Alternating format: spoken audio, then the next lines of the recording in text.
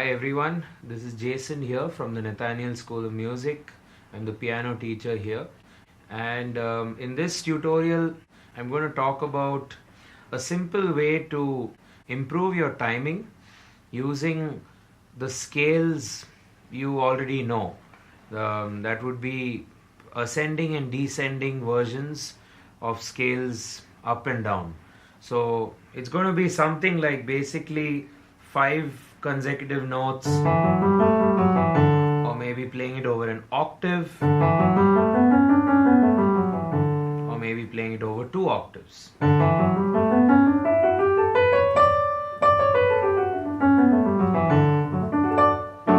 So usually whenever we play scales, we tend to play as fast as we possibly can. And this is for most instrumentalists. You generally try to shred, as they say, on the instrument. This is for pretty much every instrument.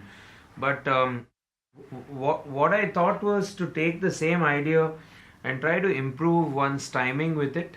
Actually, this is sort of inspired by one of the rhythm training sessions which Jordan Rudess from the popular band Dream Theater has already done. He's actually explained it using 3 or 4 notes. I'm not entirely sure. But I'm sort of taking that principle to more notes and then to the scale. And the aim and the overall intention is for us to improve our timing. Okay? So here's how the exercise goes. You take a scale which you already know. Let's say D major. You can start off with its first 5 notes. So the first 5 notes of D major are as follows: D, E, F sharp, G, and A. Right? So what we do in this line of playing the notes is, first of all, think of a time signature. So the smallest, simplest time signature is, you could say, 2, because playing something like 1 by 4 is going to be quite boring. It's just going to be 1 1 1 1 1 1 1 1 1. It's going to sound really funny, and I don't think it's of any value. So a good starting number could be 2, and if you do 2, how you should count it is, say 1 2 1 2, and try to stress on the 1.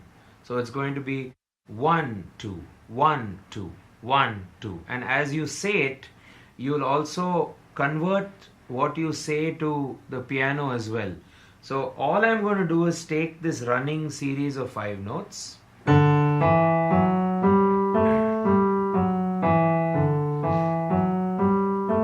and play the same exercise and say 1 2 1 2 1 2 1 2 1 2 1 2.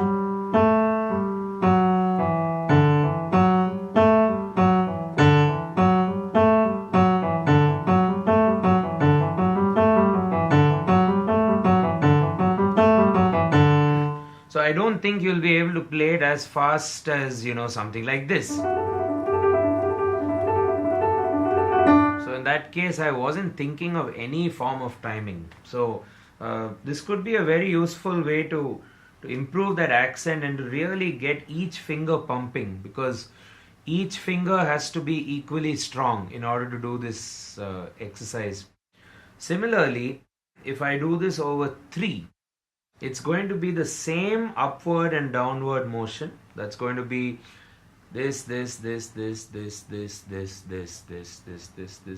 but you're going to accent, and it'll be 1 2 3 1 2 3 1 2 3 1 2 3 1 2 3 1 2 3 1 2 3 1 2 3 1, and so on. I think I made a mistake somewhere, but you get the idea.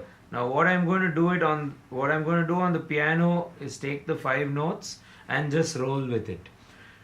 1 2 3 1 2 3 1 2 3 1 2 3 1 2 3 1 2 3 1 2 3 1 2 3 1 2 3. So if you observed, it's taken you well, a lot of passes, I guess 15 plus beats, maybe 15 beats, I guess, if you count it. I'm not too sure. But if you take if you take this over so many beats, it's going to become this very interesting exercise over 3 beats per bar, which is actually just the 5 notes up and down. So let's do this again. 2, 3, 1, 2, 3, 1, 2, 3, 1, 2, 3, 2, 3, 1.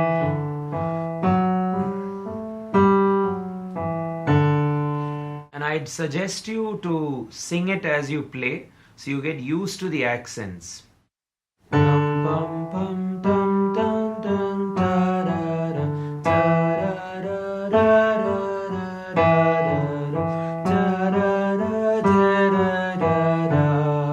And by singing it, you'll definitely feel it and have a lot more control over your instrument, right?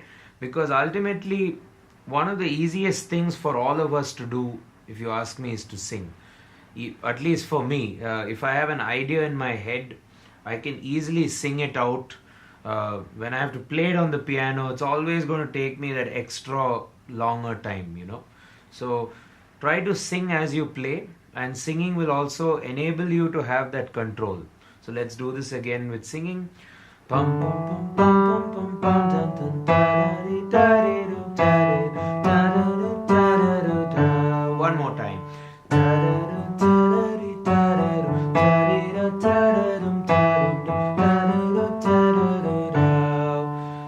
And after a while, it becomes quite musical, if you ask me.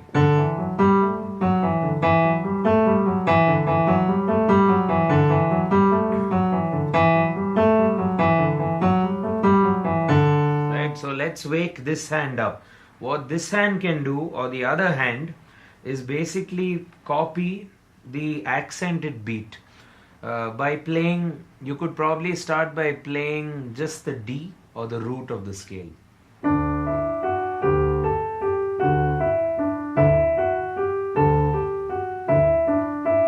2, 3.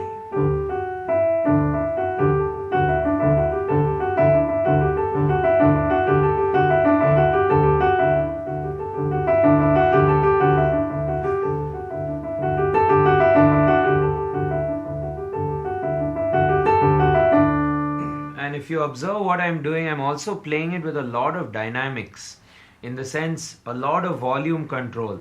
And by playing with volume control, I'm not losing the time signature of the performance. You see, we've come a long way from that to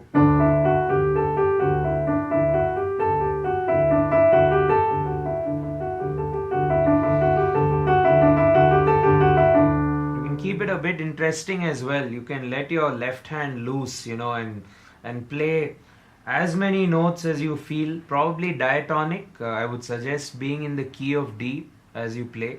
So maybe every bar or so, maybe every 2 bars, you could play a new note in the left hand. And I'm sure it'll sound a lot more musical.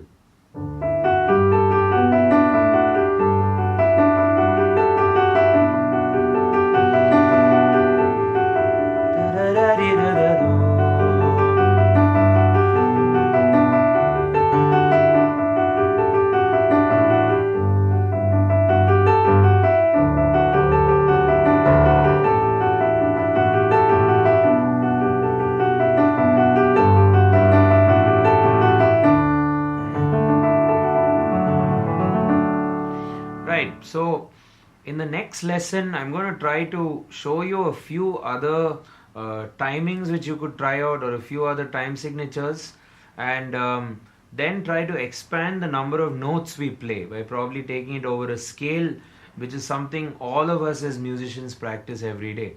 So catch you soon in the next tutorial. Practice this and go there.